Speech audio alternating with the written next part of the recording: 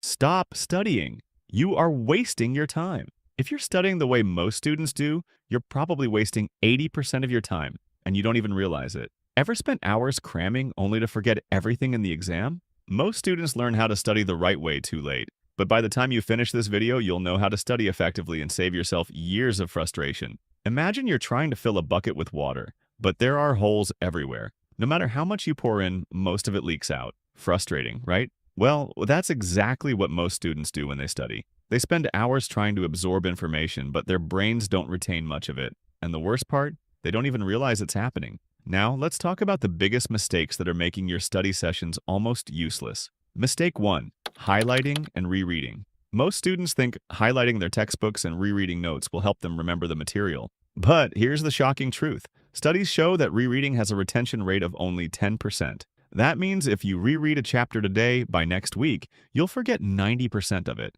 It feels productive because your brain recognizes the words on the page, but recognition is not the same as understanding or memorization. Think about it. If you keep watching the same movie over and over, does that make you an expert on filmmaking? No, you're just getting familiar with the story. And that's exactly what happens with passive rereading. Mistake 2. Cramming last minute. Let's be real, we've all crammed for a test at some point, staying up all night, drinking way too much coffee, and stuffing information into our brains like it's a suitcase we're sitting on, just to close. But cramming doesn't work long term. Sure, you might remember some of it for the test tomorrow, but within a few days, most of that information is gone. Poof. Here's why. Your brain treats crammed information like junk mail. It throws it away because it knows you don't really need it. You're just forcing it in without giving your brain a reason to hold on to it. And if you think, well, I only need to remember it for the test, here's a hard truth. The students who actually master the material will always outperform you in the long run, whether it's in class, in college, or in their careers. Mistake 3. Studying passively. Another massive mistake? Studying passively, meaning you just read, watch, or listen without actually doing anything with the information. Imagine you want to learn how to swim. Would you read a book about swimming and then jump into a pool expecting to be an expert? Of course not. You'd drown. Yet, when it comes to studying, most students do exactly that. They read the textbook, watch a lecture, and assume they've learned the material, but unless you engage with the information by testing yourself, teaching it to someone else, or practicing, it won't stick. Now that you know these mistakes, how do you actually study the right way? That brings us to the game-changing shift.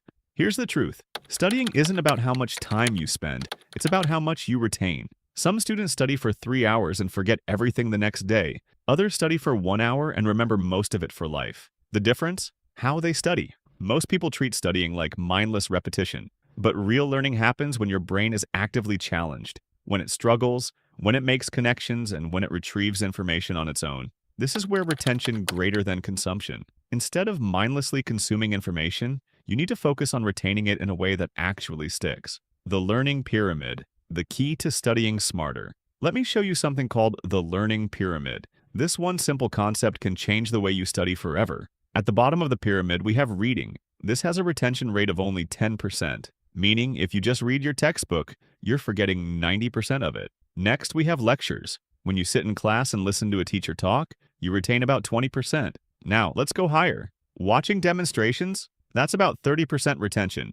But here's where it gets powerful. When you actively engage with the information, retention skyrockets. Practicing a concept, that's 75% retention. Teaching it to someone else, 90% retention. That means if you truly want to remember what you study, you need to stop just reading and start actively recalling, teaching, and applying the information.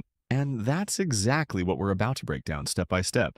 Step 1. Active recall and testing. If you want to remember more in half the time, you need a strategy called active recall. Active recall forces your brain to lift the weight. Instead of passively taking in information, you pull it out from memory, which is what makes it stick. And the best way to do this? 2 science-backed techniques. Strategy 1. The Feynman technique. If you can't explain something in simple terms, you don't understand it. Pick a concept and try to teach it to a 5-year-old. If you struggle, go back and relearn the parts you got stuck on. This shows you exactly where the gaps in your knowledge are. Refine your explanation until it's crystal clear. This works because teaching forces your brain to organize information, making it easier to recall later. Strategy 2. Past papers and self-quizzing. Here's a fact. The top students don't study more, they test themselves more. Instead of rereading, they actively quiz themselves using flashcards, past exam papers, or self-made quizzes. A real-world case study showed that students who quizzed themselves before studying scored 50% higher on exams than those who just read their notes.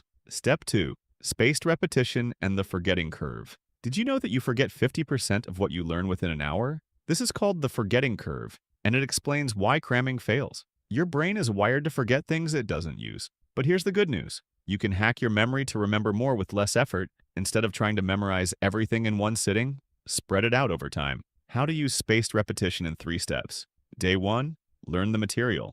Day 3, quick review, approximately 10 minutes. Day 7, self-test without notes. Step 3, how to make studying a daily habit. The real challenge? Sticking to a study routine. Most people struggle because they procrastinate, they get overwhelmed, they burn out. So let's fix that with 3 simple habit hacks. Hack 1, the 2-minute rule. This is a psychological trick that stops procrastination. Instead of telling yourself, I have to study for an hour, tell yourself, I'll just read 1 page, or I'll just do 1 flashcard. Once you start, your brain shifts into might as well keep going mode. Hack 2, habit stacking. Attach studying to a routine you already do. After brushing your teeth, review 1 flashcard. After breakfast, do a 5-minute quiz. After dinner, summarize 1 concept in your own words. By linking it to an existing habit, it becomes automatic, just like brushing your teeth. Hack 3, avoid burnout with the Pomodoro technique. If studying feels like a marathon, your brain will resist. Instead, use the Pomodoro technique. 25 minutes of deep focus, 5-minute break. Repeat 4 times, then take a longer break. Now here's the hard truth. Even the best study techniques won't help you if you don't use them consistently. Most students cram for hours the night before and wonder why they forget everything. But the real secret? Small daily effort beats last-minute panic every single time. If this helped, hit like and subscribe so you never miss a game-changing tip. Good luck with your studies. Now, go crush it!